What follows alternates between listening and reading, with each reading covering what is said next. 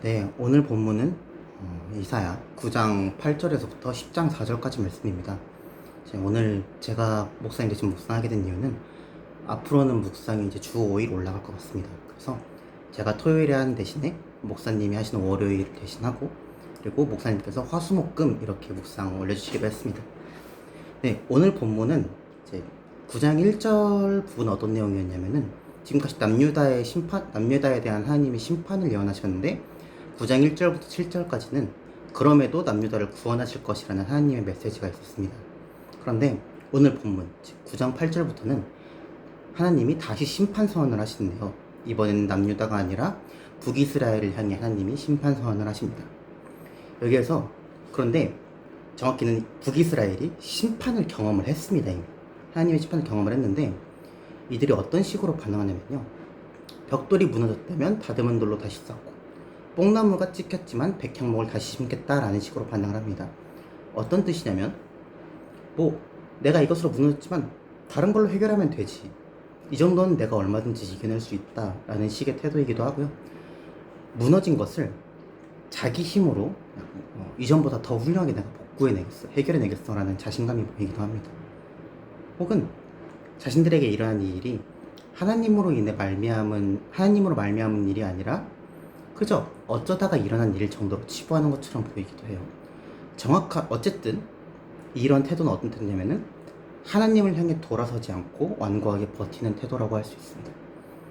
그리고 이런 태도는 북이스라엘 전체에서 일어나고 있는 태도입니다. 그 아랫절을 쭉 살펴보면요, 하나님께서 이스라엘의 머리와 꼬리, 종려나무까지와 갈대를 모두 끊으실 것이라고 하는데요, 이것이 가리키는 것은 각각 머리는 장로와 존귀한 자들, 꼬리는 거짓을 가르치는 선지자, 그리고 이제 종려나무까지는 지도자, 갈대는 그 지도자를 따르는 백성, 즉 이스라엘 낮은 자부터 높은 자까지 모든 사람들을 지금 포함하고 있는 단어이죠.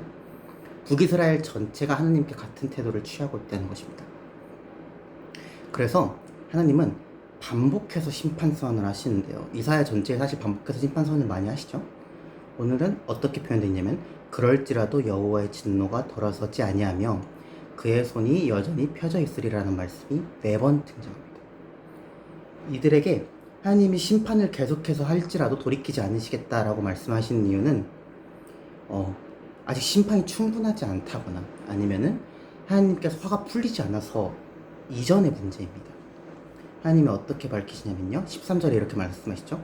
그 백성이 자기들을 치시는 이에게로 돌아오지 아니하며 만군의 여호와를 찾지 아니하였도다 라고 말씀하십니다. 이들은 어려움을 당했지만 하나님을 찾지 않았고요, 오히려 무너진 것에 대하여 더욱더 완고해졌습니다.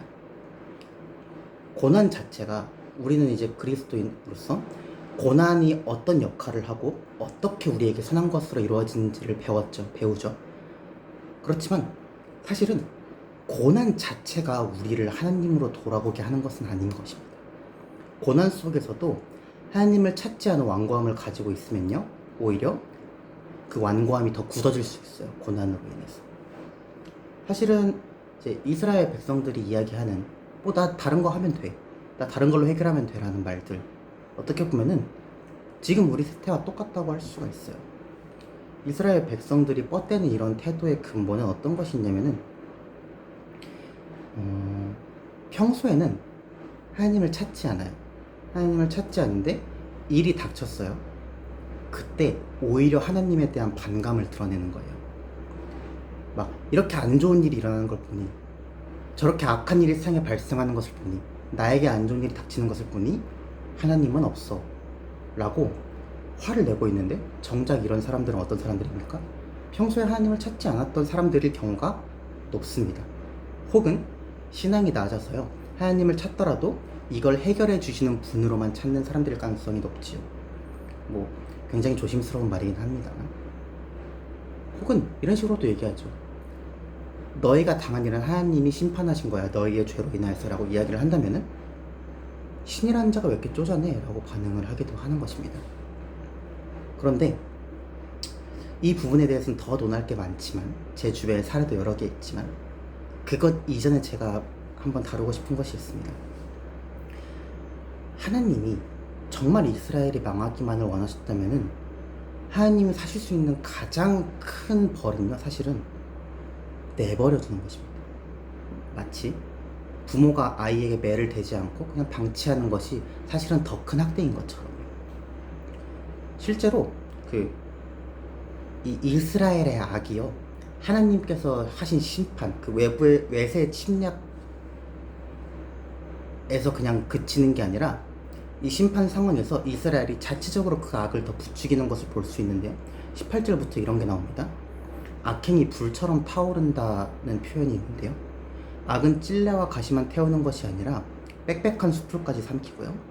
사람들은 자기 형제를 아끼지 않고 만족하지 못한 채 서로를 잡아먹듯 싸우고 있습니다. 그리고 므낫세와 에브라임, 형제죠. 같은 이스라엘 지파니까. 근데 이들이 서로를 공격하고 그러다가 다시 힘을 합쳐서 유다를 또 칩니다. 하나님을 떠나 있는 그 상태가요, 그 상태를 그냥 가만히 내버려 두는 것만으로도 이들은 이 삶을 비유적인 의미에서 지옥으로 이미 만들고 있어요. 하나님이 개입하지 않기만 해도 이미 알아서 악한 곳으로 걸어가게 되어 있다고. 이미 그들 자체의 모습이 심판이 되어서 가고 있다고. 그래서 10장에서는 이러한 모습들이 제도와 법으로까지 이제 발전을 해 있는 것을 볼 수 있어요. 이미 하나님의 심판 이전에 불의한 법을 만들고 가난한 사람의 권리를 빼앗고 이런 모든 모습들이에요. 하나님을 떠난 모습이 어떻게 발전이 됐죠? 하나님과의 관계가 무너지지 어떻게 되죠? 사람과의 관계도 무너지고요. 기본적인 모든 것들이 무너지기 시작한 거예요. 하나님이 치실 필요도 없습니다. 이미 망해가고 있어요. 인간은 하나님과 단절되면은 그 자리에서 지옥을 만들어냅니다. 비유적인 의미에서. 하나님의 통치를 거부한다는 게 그런 거예요. 그렇기 때문에 하나님의 이 징계를 우리는 단순히 하나님이 속이 좁아서 그렇다, 하나님이 질투하시기 때문에 그렇다는 차원에 멈춰서만 해석을 하면 안 되는 거예요. 불의에 대한 정당한 심판이면서도 이것은 하나님께 돌아오라는 요청이기도 합니다. 목사님이 계속해서 이제 이사야 본문 동안 말씀을 하셨죠. 아마 이 메시지가 계속해서 이사야 본문 동안 반복이 될 거예요. 그런데 오늘 본문에서는 사실은 하나님의 자비, 하나님의 회복에 중점을 맞추는 데서 끝나진 않죠. 오늘 본문은 여호와의 진노가 돌아서지 아니하며 그의 손이 여전히 펴져 있으리라 라고 말하는 데서 끝이 납니다.